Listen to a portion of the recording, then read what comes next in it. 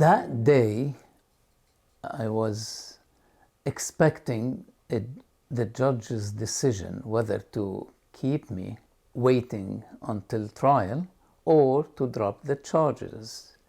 Usually, I love to go out to so-called promenade, or to go out to be with other inmates, to just chat and to have a fresh air outside the cell, because I would stay for 22 hours in the cell. The problem was, the guards said, if you go to the promenade, you cannot call. And the lawyers said, call us whenever you have the time. So I sacrificed the promenade for the sake of calling the lawyers, though my heart was not comfortable because I might hear some bad news, and the news will be worse by missing the promenade. One of the lawyers, Pauline, answered the phone, and she said, oh, that's good you called, because we received a call from the news from the judge's office that there is a decision, non-lieu decision. I said, what do you mean by non-lieu decision, Pauline? It means they dropped the charges, Hassan. I said, could you repeat this again? They dropped the charges, Hassan. And I said, and you will be free, she said.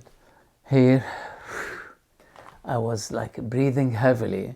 So when I will be free? As soon as the judge sends the fax to the prison's authorities to let you out. So in 1 hour and 2 hours, the rest of the day, I had to wait. I went back to the cell. In my cell, I started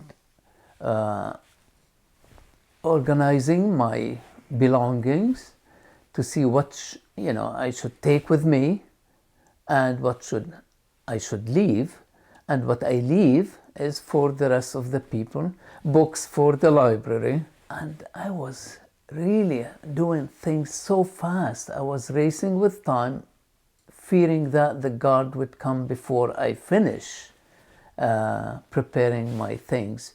For the first time, I wanted to, to have a little bit more time in jail, can you imagine? Just to organize my things and to miss nothing, especially my papers.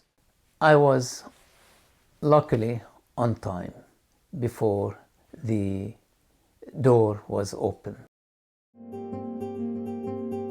I hear the doors cranking, banging, and doors.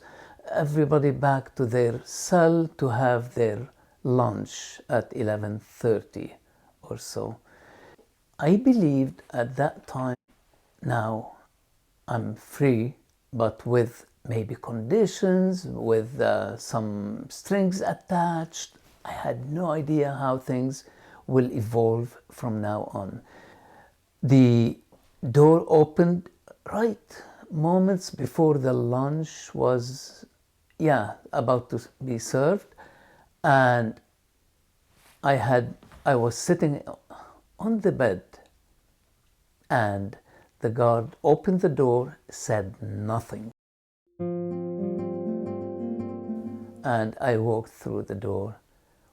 When the prisoner or an inmate facing my cell heard me and said, Hassan, are you free? Leaving? I said, yes. He said, and he screamed as loud as, like crazy, Liberté! Liberté! And started banging on the door, on his metal door, and it makes so much noise. And there was an echo of so many doors on the floor, all the doors practically. They were screaming in one sound, Liberté, and banging on the doors, and the floor erupted in this for non-stop for I don't know how long.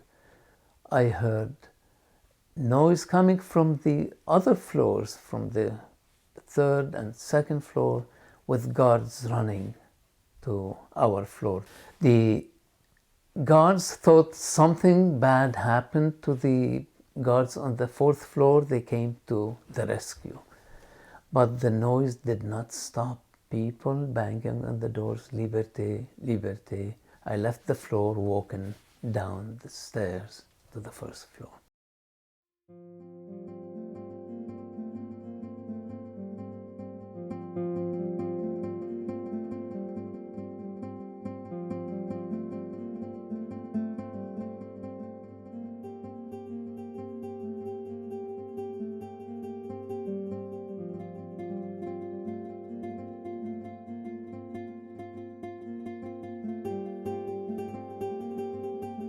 Well, justice has finally prevailed. I can start with this.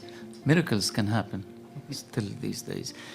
I'm glad I'm back to my family and home in Canada.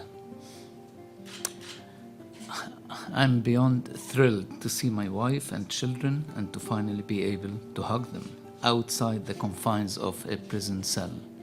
We have to recognize, first of all, that what happened to him never should have happened.